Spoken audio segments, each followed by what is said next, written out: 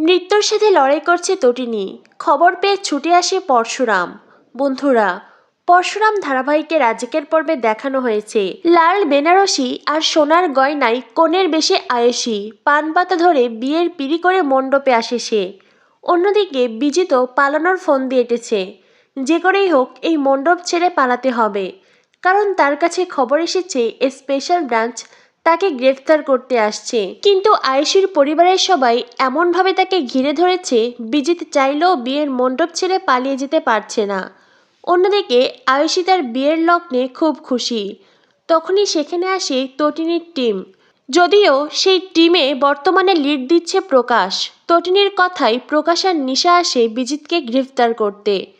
প্রকাশ বিজিত লাহিড়ীকে জানায় এই বিয়ে হবে না, যেটা শুনে আয়েশির পরিবারের সবার মাথায় হাত পড়ে যায়। জিৎ মুখার্জি বলে, এটা কি বলছেন আপনি?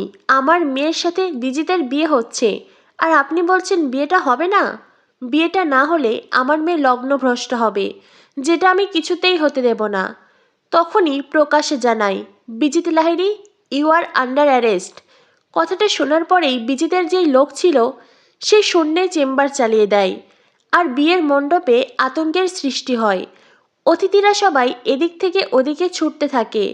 সেই ফাঁকে বিজিত লাহিড়ীও পালাতে চায়, কিন্তু তটিনীর টিম তাকে ধরে ফেলে। বিজিত লাহিড়ী পালাতে ছটফট করলেও সবাই মিলে বিজিত লাহিড়ীকে জাপটে জড়িয়ে রেখেছে। তখনই পরশুরাম সৌরভকে কল করে। পরশুরাম বলে, সৌরভ, মায়া কোথায়? আর এরা কারা যারা বিজিতকে গ্রেফতার করতে এসেছে?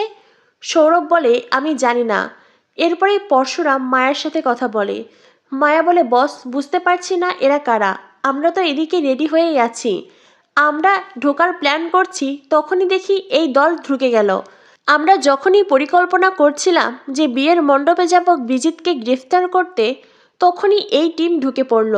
বুঝতে পারছি না বস, সত্যিই কিছু বুঝতে পারছি না। পরশুরাম তখন চতুর্দৃষ্টিতে তাকায়। এদিকে দেখানো হয় মণ্ডপে তখনও ধস্তাধস্তি চলছিল।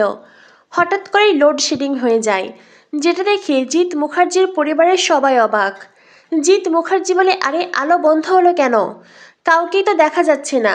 এরই মাঝে ঘটে আসল ঘটনা। বিজিত লাহিড়ীকে তুলে নেয় স্পেশাল ব্রাঞ্চ। হঠাৎ করেই যখন কারেন্ট আসে তখন সবাই দেখতে পায় বিজিত নেই, কোথাও বিজিত নেই। আর এত সময় যেই লোকগুলো দাঁড়িয়েছিল যারা বিজিতকে গ্রেফতার করতে এসেছিল তাদের কাউকে দেখা যাচ্ছে না। দুজন জ্ঞান হারিয়ে মাটিতে পড়ে আছে। জিৎ মুখার্জি বলে, এখানে কি হচ্ছে? আমি তো কিছুই বুঝতে পারছি না। বিজিত, আমার জামাই কোথায় গেল? ভানু, তোমরা বিজিতকে খোঁজো। এরপরে ভানু আর জিৎ মুখার্জি বিজিতকে খুঁজতে বেরিয়ে পড়ে। অন্যদিকে আয়েশি কান্নাকাটি করছে। তখনই বিয়ের মণ্ডপে আসে কর্ণ চ্যাটার্জি। কর্ণ চ্যাটার্জি এসে প্রথমে কিছুই বুঝতে পারে না। কর্ণ চ্যাটার্জি বলে, আরে কি হয়েছে কি? আমি কি খুব দেরি করে ফেললাম নাকি? সবাই এমন চুপচাপ কেন? আর নতুন বর সে কোথায়? তাকে তো কোথাও দেখছি না। বিয়ের কোণে এখানে চুপচাপ বসে আছে, চোখে জল, কি হয়েছে? তখনই কবির বলে, ড্যাডি, বিজিতকে তুলে নিয়ে গেছে। এটা শুনে কর্ণ চ্যাটার্জি বলে, হোয়াট? বিজিতকে তুলে নিয়ে গেছে কে? কবির বলে, জানি না ড্যাডি, কিছুই বুঝতে পারলাম না। চোখের পলকে কেমন করে জানি পুরো ঘটনা ঘটলো। আয়েশি বলে, আমার জীবনে কি থাকলো? আমি আমার জীবনে কি নিয়ে বাঁচবো? আরাধ্যা আয়েশিকে শান্ত হতে বলে। আরাধ্যা বলে, আয়েশি প্লিজ, তুই কান্নাকাটি করিস না। বিজিত দাকে ঠিক খুঁজে পাওয়া যাবে। তখনই কর্ণ চ্যাটার্জি বলে, আচ্ছা, জিৎ মুখার্জি কোথায়? তাকে তো দেখছি না। আরাধ্যা বলে, ড্যাডি বিজিত দাকে খুঁজতে গেছে। আচ্ছা বাবা, আপনি কিছু করতে পারবেন না? তখনই কর্ণ চ্যাটার্জি বলে, চেষ্টা করছি। এরই মাঝে বাবিন বলে ওঠে। দুজনেই শিকারী হয়ে দাঁড়িয়েছিল। একজনের দৃষ্টি তো ছিল বাজ পাখির মতন, তীক্ষ্ণ দৃষ্টি।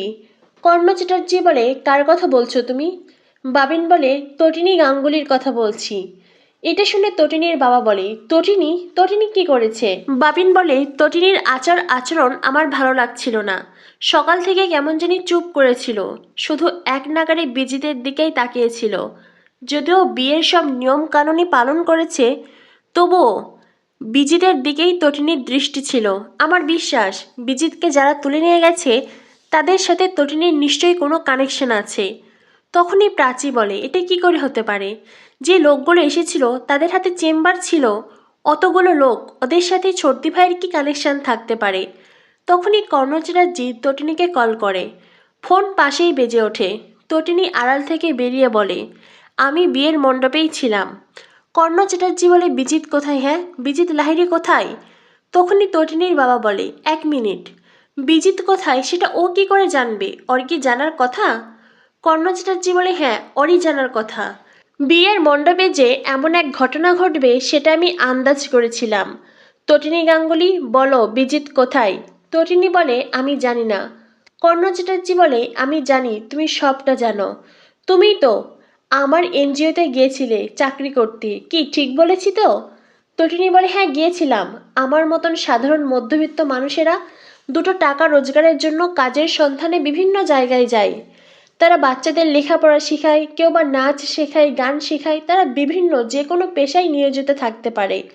আমিও আপনার এনজিওতে কাজ করেছি আর তার বিনিময়ে বেতনও পেয়েছি, সেই সব ডকুমেন্টস আমার আছে। এরই মাঝে তটিনীর ফোনে কল আসে। প্রকাশ নামের সেই ছেলেটি তটিনীকে কল করেছে। বিজিতকে তারা খুঁজে পাচ্ছে না।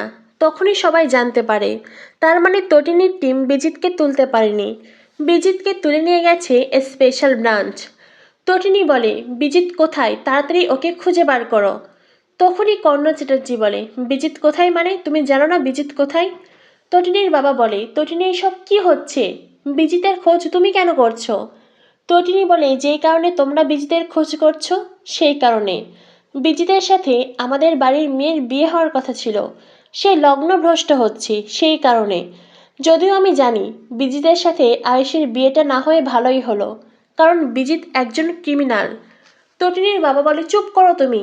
বিয়ের মণ্ডপে একজন মেয়ে চোখের জল ফেলছে আর তুমি তারই সামনে তার স্বামীর নিন্দা করছো। তখনই সেখানে আসে নন্দিনী। নন্দিনী বলে, ও ঠিক কথাই বলেছে। তুই জানিস আয়েশি, বিজিতের সাথে তোর বিয়ে না হয়ে তুই কতটা বেঁচে গেলি? বিজিত হলো আন্তর্জাতিক মানের ক্রিমিনাল। এটা শুনেই তটিনীর বাবা ভীষণ রেগে যায়। তটিনীর বাবা নন্দিনীকে বলে, তুমি যে কথাটা বলছো তোমার কাছে কি কোনো প্রমাণ আছে? অন্যদিকে দেখানো হয় বিজিতকে স্পেশাল ব্রাঞ্চ তুলে এনেছে, সেখানে পরশুরাম নিজেও আছে। বিজিত লাহিড়ী ছটফট করতে থাকে। ওখান থেকে বেরিয়ে যেতে চাইলেই আসে পরশুরাম। পরশুরাম বিজিতের সামনে চেম্বার ধরে বলে, কি কোথায় যাবে? পালানোর পথ পাবে না তুমি, একেবারে শেষ করে ফেলবো। তখনই বিজিত লাহিড়ী বলে, আপনি শেষ করতে পারবেন না, কারণ আপনার শালিকার হবু বর আমি, আমাকে আপনি শেষ করতে পারবেন না। আপনি তো টিপিক্যাল মিডল ক্লাস ফ্যামিলি, তাই না? অনেক ইমোশনাল, তাই আপনি আমার কোনো ক্ষতি করতে পারবেন না। কথাটা শুনেই পরশুরাম বিজিতকে জোরে ঘুষি মারে। বিজিত উল্টে পড়ে যায়, আবারও উঠে দাঁড়ায়, পরশুরামের দিকে চোখ বড় বড় করে তাকায়। তখনই সেখানে আসে পরশুরামের বস। বস এসে পরশুরামকে বলে, পরশুরাম, বিজিত লাহিড়ীকে উল্টো করে ঝুলাও, এমন মার মারো যাতে ওর পেট থেকে সব কথা বেরিয়ে আসে। এটা শুনেই পরশুরাম বলে, আপনি কোনো চিন্তা করবেন না স্যার, ওর পেট থেকে আমি কথা বার করব। তখনই পরশুরামের ফোনে কল আসে। কর্ণ চ্যাটার্জি কল করেছে। কর্ণ চ্যাটার্জি পরশুরামকে বলে, তুমি কোথায়? এই তুমি কোথায়? হ্যাঁ, বিয়ের মণ্ডপ থেকে বরকে তুলে নিয়ে যাওয়া হলো, আর তুমি কিনা এখানে নেই? কোথায় আছো তুমি? দেখো, তুমি যদি সত্যি কথা না বলো তো তোমার পরিচয় সবাইকে জানিয়ে দেব। পরশুরাম কর্ণ চ্যাটার্জিকে বলে, আপনি আমার পরিচয় সবাইকে জানালে আমি আপনার ছেলে কবিরকে কালই শেষ করে ফেলবো। এটা শুনে কর্ণ চ্যাটার্জি বলে, তুমি কি আমাকে ভয় দেখাচ্ছ? পরশুরাম বলে, আমি যে শুধু শুধু ভয় দেখাচ্ছি না সেটা আপনি খুব ভালো করেই জানেন। আমি যেটা বলছি সেটা কাজে প্রমাণ করার ক্ষমতা রাখি। কর্ণ চ্যাটার্জি বেশ ভয় পেয়ে যায়। পরশুরাম কর্ণ চ্যাটার্জিকে বলে, বিয়ের মণ্ডপে সবাইকে বলুন স্পেশাল ব্রাঞ্চ বিজিতকে তুলে নিয়ে গেছে। ব্যাস, শুধু এতটুকুই বলবেন, এর বেশি কিছু বলার চেষ্টা করবেন না। এদিকে দেখানো হয় তটিনীর বাবা বারবার করে তটিনীর কাছে জানতে চায় সে বিজিতের ব্যাপারে কি কি জানে। তটিনীকে ঝাঁকাতে থাকে। তটিনী তখন ব্যথায় কুঁকড়ে ওঠে। তটিনী বলে, ড্যাডি প্লিজ আমার সাথে এমন করো না, আমার খুব পেন হচ্ছে। সত্যজিৎ মুখার্জি বলে, পেন হচ্ছে মানে? কোথায়? তটিনী তখন বলতেই যাবে, এরই মাঝে আজকের এপিসোড শেষ হয়ে যায়। আগামী পর্বে দেখানো হবে হঠাৎ করে বিয়ের মণ্ডপে মাথা ঘুরে পড়ে যায় তটিনী। তটিনী জ্ঞান হারিয়ে ফেলে। তটিনীর মা, দিদি, বাচ্চারা সবাই মিলে কাঁদতে থাকে। তটিনীর মা পরশুরামকে ফোন করে কথাটা জানায়। পরশুরাম বলে, কি বলছেন? তটিনীর মা বলে, হ্যাঁ বাবা, তটিনী মাথা ঘুরে পড়ে গেছে, জ্ঞান হারিয়ে ফেলেছে, আমরা সবাই ডাকছি, কিছুতেই চোখ মেলে চাইছে না। পরশুরাম বলে, আপনি কোনো চিন্তা করবেন না, আমি এক্ষুনি আসছি। তো বন্ধুরা বুঝতেই পারছো, বাজপাখির মতন ছো মেরে বিজিতকে তুলে নিল পরশুরাম। এরই মাঝে তটিনী সেও জ্ঞান হারিয়ে ফেলল। তবে কি এবার তটিনীর জীবনের আসল সত্যি জানতে পারবে পরশুরাম? কি হতে চলেছে পরশুরাম ধারাবাহিকে? পরশুরাম ধারাবাহিকের পরবর্তী আপডেট পেতে আমাদের সাথেই থেকো। ধন্যবাদ সবাইকে।